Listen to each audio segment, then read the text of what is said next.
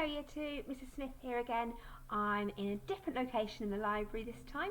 I'm settled in with my beanbags here because you can see behind me there's a tree up there we go.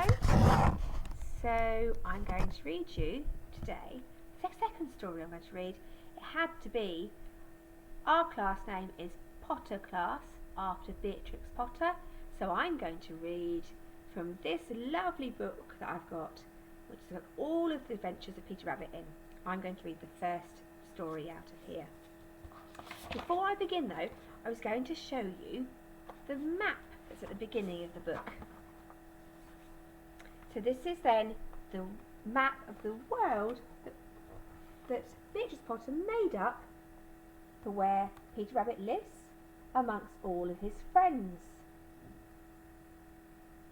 Give you a minute to have a look at that. Okay then, let us begin. The Tale of Peter Rabbit.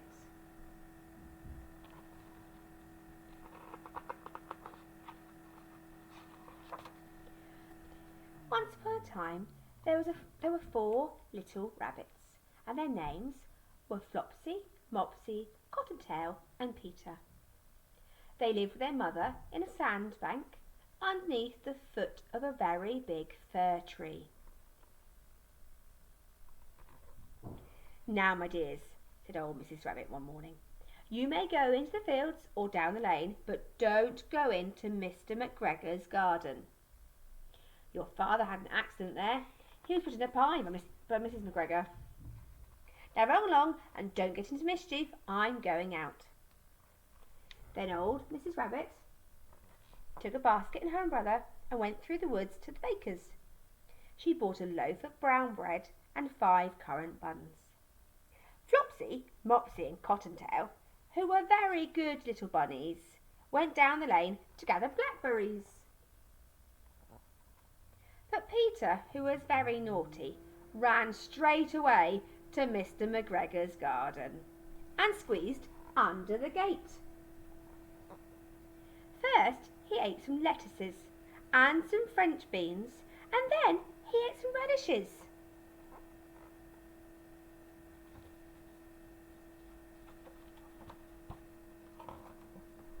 And then, feeling rather sick, he went to look for some parsley. But round the end of the cucumber frame, whom should he meet but Mr. McGregor? Mr. McGregor was on his hands and knees planting out young cabbages, but he jumped up and ran after Peter, waving a rake and calling out, "Stop, thief!" Peter was most dreadfully frightened. He rushed all over the garden, for he had forgotten the way back to the gate.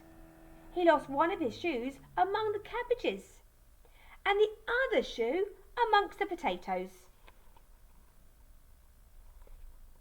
After losing them, he ran on 4 legs and went faster, so that I think he might have got away altogether if he had not unfortunately run into a gooseberry net and got caught by the large buttons on his jacket. It was a blue jacket with brass buttons, quite new. Peter gave himself up for lost and shed big tears, but his sobs were overheard by some friendly sparrows, who flew to him in great excitement and implored him to exert himself. Mr. McGregor came up with a sieve, which we intended to pop upon the top of Peter, but Peter wriggled out just in time, leaving his jacket behind him, and rushed into the tool shed and jumped into a can. It would have been a beautiful thing to hide in if it had not so much water in it. Mr. McGregor was quite sure that Peter was somewhere in the tool shed, perhaps hidden underneath a flower pot. He began to turn them all over carefully, looking under each. Presently Peter sneezed. "Achoo!" Mr. McGregor was after him in no time, and tried to put his foot upon Peter, who jumped out a window, upsetting 3 plants. The window was too small for Mr. McGregor, and he was tired after running after Peter. he went back to his work. Phew, Peter got away. Peter sat down to rest. He was out of breath and trembling with fright, and he had not the least idea of which way to go. Also, he was very damp with sitting in that can. After a time, he began to wander about, going lippity, lippity, not very fast, and looking all around. He found a door in a wall, but it was locked, and there was no room for a fat little rabbit to squeeze underneath. An old mouse was running in and out over the stone doorstep, carrying peas and beans to her family in the wood. Peter asked her the way to the gate, but she had such a large pea in her mouth she could not answer. She only shook her head at him. Peter began to cry. Then he tried to find his way straight across the garden, but became more and more puzzled. Presently he came to a pond where Mr. McGregor filled his water cans. A white cat was staring at some goldfish. She sat very, very still. But now and then the tip of her tail twitched as if it were alive. Peter thought it best to go away without speaking to her. He had heard about cats from his cousin, little Benjamin Bunny. He went back toward the tool shed, but suddenly, quite close to him, he heard the noise of a hoe. Scratch, scratch, scratch, scritch. Peter scuttered underneath the bushes. But presently, as nothing happened, he came out and climbed upon a wheelbarrow and peeped over. The first thing he saw was Mr. McGregor hoeing onions. His back was turned towards Peter, and beyond him was the gate.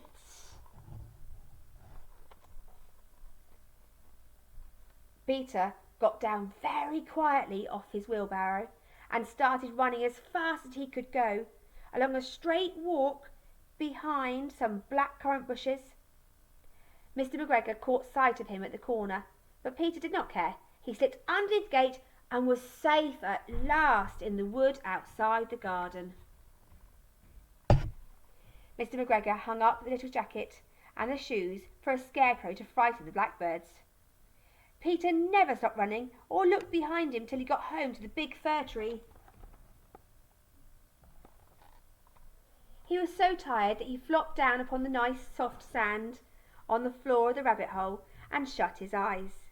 His mother was busy cooking. She wondered what he'd done with his clothes. It was the second little jacket and pair of shoes that Peter had lost in a fortnight. I am sorry to say that Peter was not very well during that evening. His mother put him to bed and made some chamomile tea, and she gave a dose of it to Peter. 1 tablespoonful to be taken at bedtime. But Flopsy, Mopsy and Cottontail had bread and milk and blackberries for supper. The end. I hope you enjoyed that original story of Peter Rabbit that Beatrix Potter wrote in her story. There's lots of others in here. Benjamin Bunny. There's lots of other characters. Mr. Todd.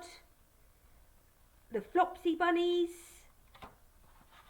Lots of other stories that Beatrix Potter wrote. But I thought, as we probably have watched the Peter Rabbit films, that we would listen to this one this time.